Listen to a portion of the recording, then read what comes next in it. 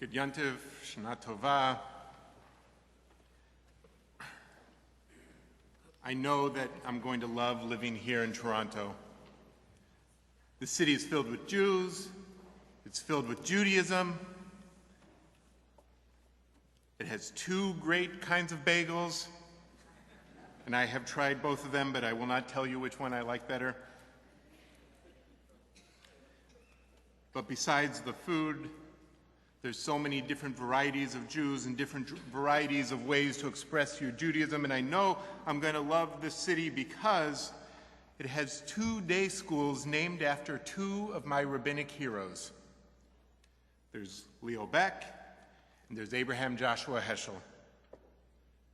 So here I want to tell you a story of an encounter between these two giants of 20th century Judaism that took place in a New York hotel room not long after World War II. But first, a little background. Abraham Joshua Heschel grew up in Poland and was educated partly in Germany.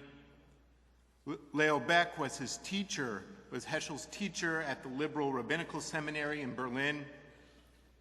Heschel was saved from the Holocaust by Hebrew Union College in Cincinnati when it convinced the State Department to issue 5 visas for rabbinical students and 5 for scholars. We all know that our Rabbi Plaut was one of the rabbinical students and Abraham Joshua Heschel was one of these scholars. Leo Beck was the last elected leader of German Jewry. He had opportunities to emigrate, but heroically, I think, he chose to stay in Germany to lead his people. He was eventually sent to the Theresienstadt ghetto, and there he survived the war. The account I am going to read comes from a wonderful biography of Heschel called Spiritual Radical, Abraham Joshua Heschel in America by Edward Kaplan. So here's the encounter. One day, Heschel heard that Beck was visiting New York, staying at the Biltmore Hotel. Heschel was anxious to see him again and telephoned the hotel. Beck picked up, answering in German, "Ja, Beck here." Heschel was so overcome with emotion that he couldn't speak. Beck waited, then thinking it must be the wrong number, began to hang up. Heschel finally stammered, "Dr. Beck, I'm coming down to see you at the hotel."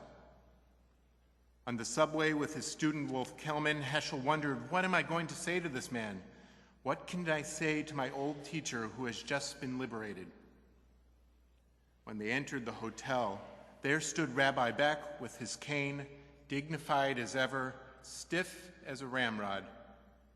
Beck immediately went to Heschel, grasped his hand, and said, "Heschel, in the last issue of the German Jewish Journal, there was your article on the essence of prayer. I smuggled it with me into Theresienstadt, and I want to thank you. The article was a great comfort to me in those days." Here we have a student who came to visit a teacher who had given so much to him. The teacher had graced the student with so much. The student didn't know how to express his gratitude.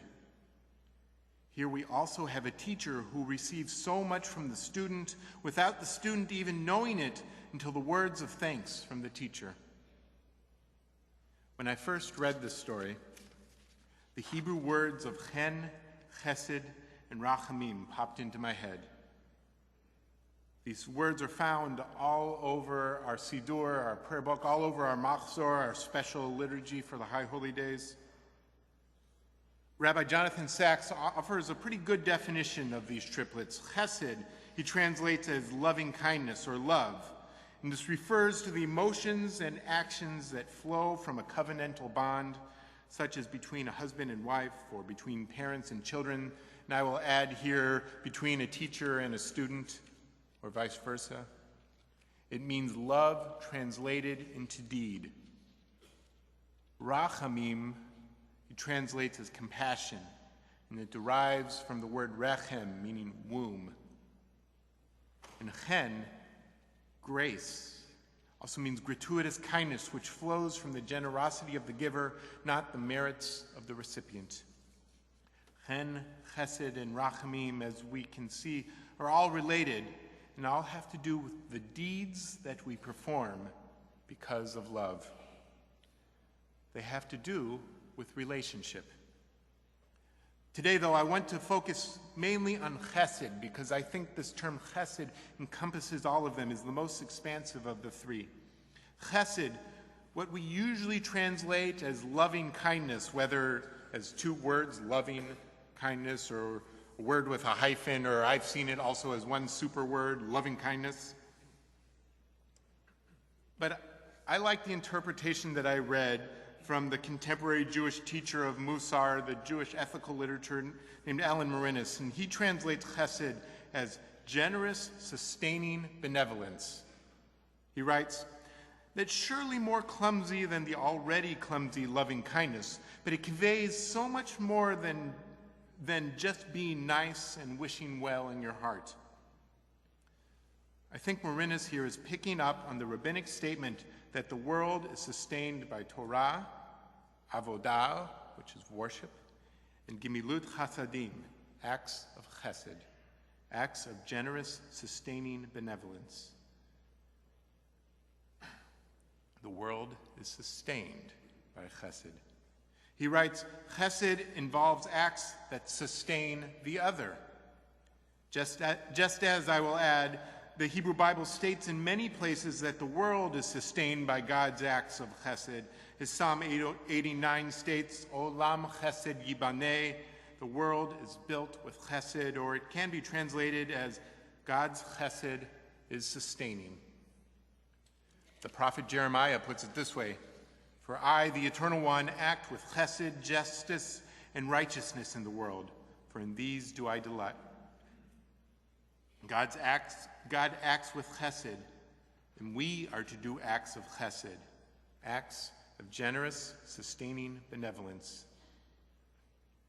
Scholar Michael Fishbane puts it this way, chesed is the awareness of otherness and one's connection to it. Hence, it is the heart of care. Without chesed, we would have no world, only rules for protection. We would only have limits and limitations, not excess or self-sacrifice. Thus, the world ultimately stands on chesed. Scripture states this clearly, Olam chesed yibaneh, the world is built on chesed. Sometimes I feel we are bringing God's acts of chesed through our sustaining acts of relationship with others. A Hasidic story, by the way, Hasid comes from the same root, chesed.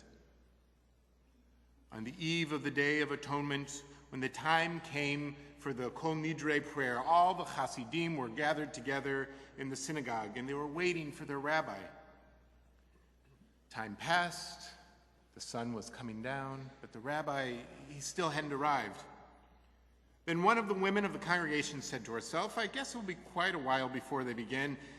And I was in such a hurry, I left my child sleeping in her crib in my house. I'll just run home, look after her, see that she's okay, and I'll be back in a few minutes.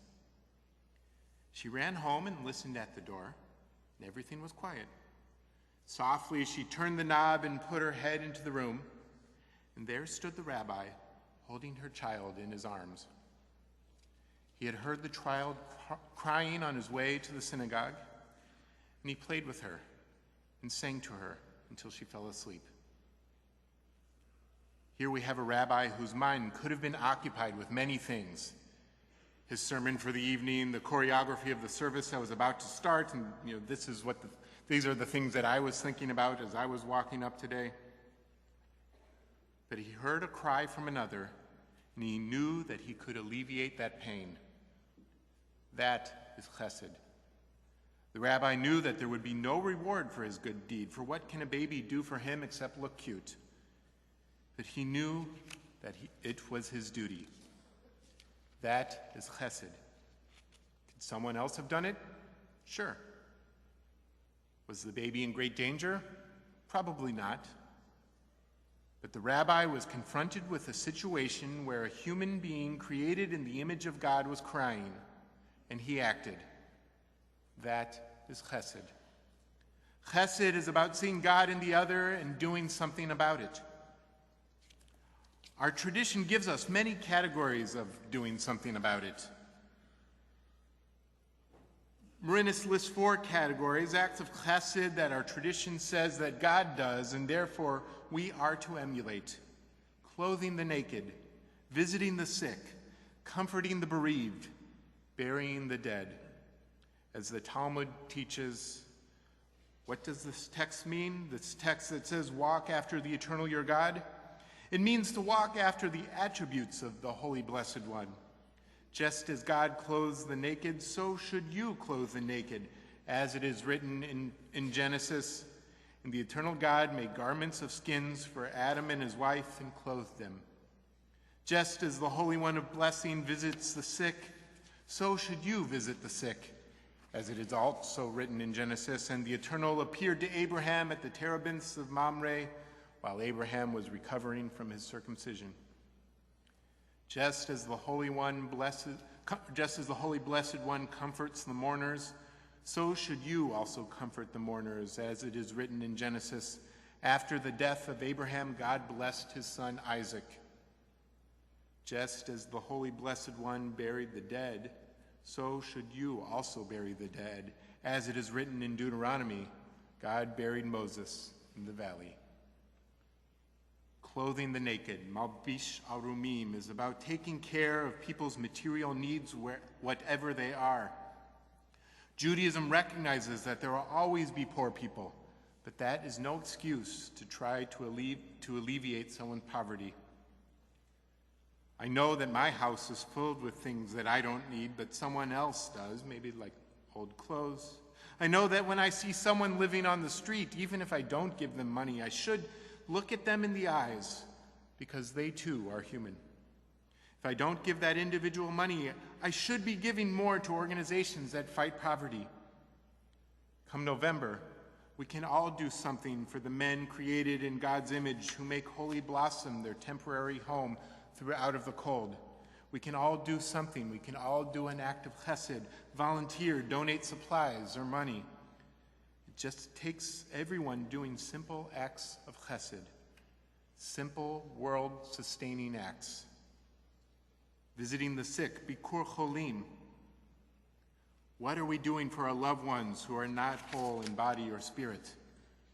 We all have excuses. I've used these excuses. I hate hospitals. I don't know what to say. Will my presence really do any good? Yes, it will. When one is sick, they are alienated from their body. They are alienated from their community. Hospitals are lonely, even though there are many people around.